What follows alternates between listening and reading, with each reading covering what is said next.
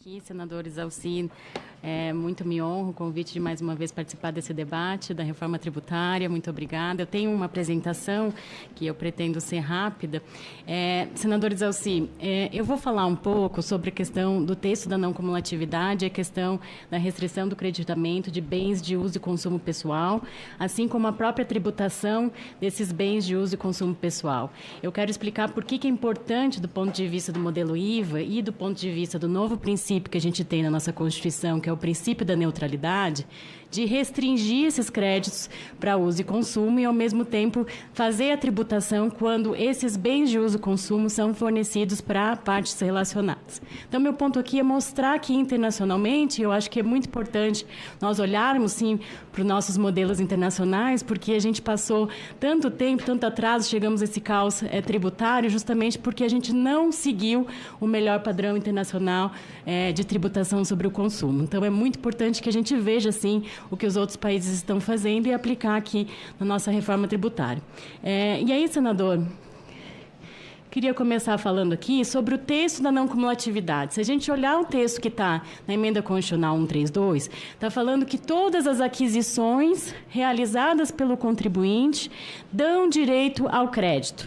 É uma redação ampla e mais ampla do que a gente vê em outros países. E isso foi feito de forma proposital, senador Isalci. Essa redação especificamente foi incluída no texto do senador Roberto Rocha, que a gente recebeu aqui semana passada, na PEC 110. O deputado Aguinaldo Ribeiro, vendo, né, como a redação era ampla e garantia o crédito efetivo, adotou na redação da PEC 45 e foi aprovada finalmente essa redação. Então, foi propositalmente colocada ali um crédito totalmente amplo, diferentemente de outros países, que aqui eu trouxe exemplo, por exemplo, da União Europeia, do Canadá e da Nova Zelândia, em que o creditamento está sempre submetido a certo critério, que é justamente a utilização das aquisições para operações tributadas, para atividades comerciais ou para fornecimentos tributáveis. Ou seja, em todos os países, a redação pode-se tomar crédito quando as aquisições tenham relação com a atividade comercial.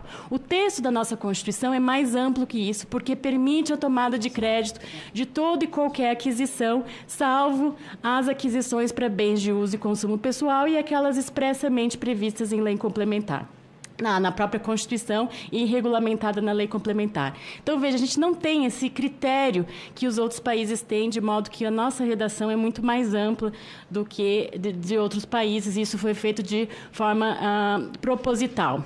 Bom, por que a gente precisa restringir o crédito de bens de uso e consumo?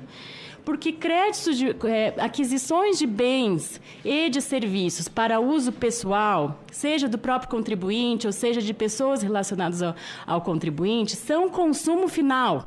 Isso é consumo final, ou seja, é um consumo que é feito por meio da empresa, mas que, na verdade, deve ser tributado como qualquer outro consumo, já que o IVA é um tributo sobre um consumo.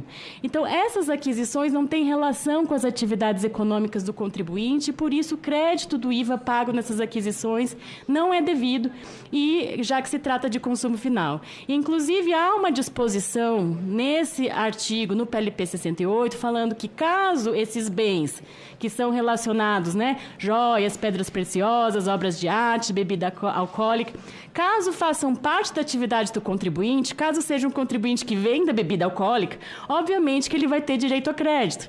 Então, se é um contribuinte que compra e venda obra de arte, obviamente que é atividade comercial, e isso vai dar direito ao crédito. Então, há um dispositivo expressamente falando isso no PLP 68. E isso é muito comum em outros países, senador Isalci. Eu trouxe aqui o exemplo da França, do Canadá, só para trazer alguns exemplos, não vou ler aqui, para não tenho tempo, mas na França, bens fornecidos gratuitamente a empregados não dão direito ao crédito, despesas de habitação, como foi colocado aqui, não dão direito a crédito, despesas relativas a veículos, serviço, transporte de passageiro não dão direito a crédito. No Canadá, a mesma coisa.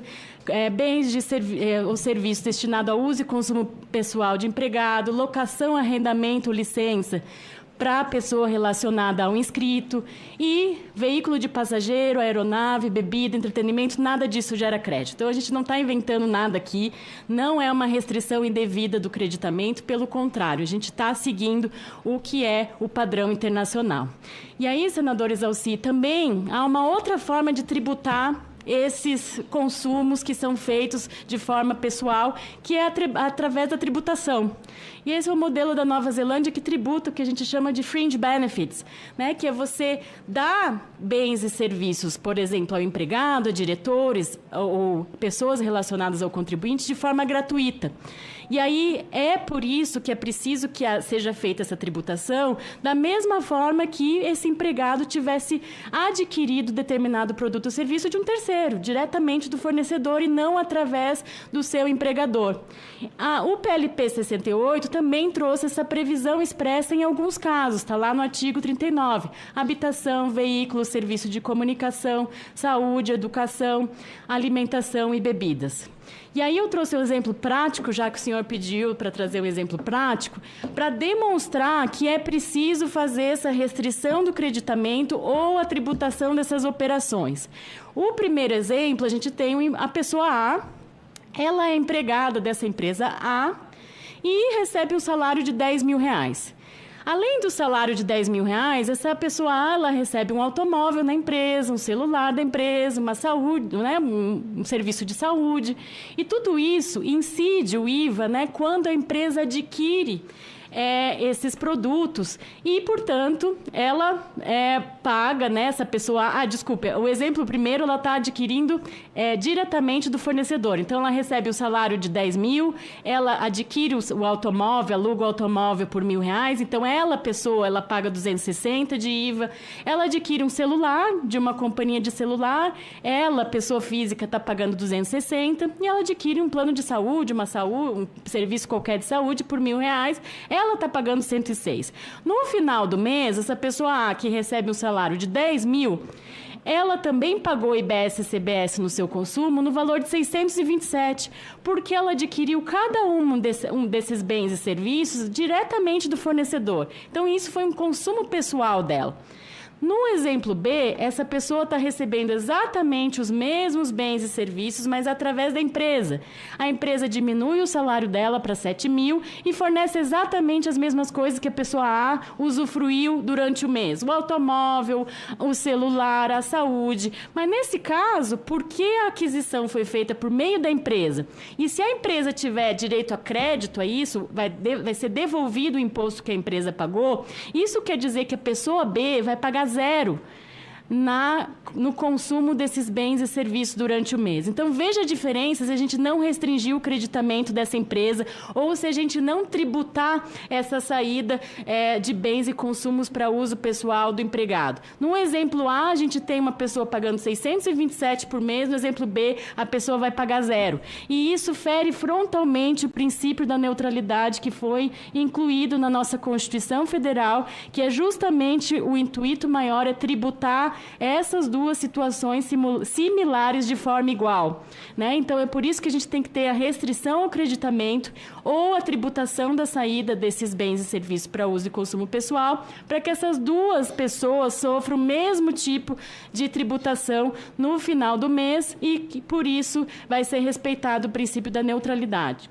Então, com isso, senador, eu acabo a minha apresentação justamente para demonstrar que a gente precisa manter no texto, como foi mantido pela Câmara, tanto a restrição ao creditamento de bens de uso e consumo pessoal, quanto essa lista de tributações, de operações não onerosas que são tributadas pelo IBS e CBS. Obrigada. Obrigado.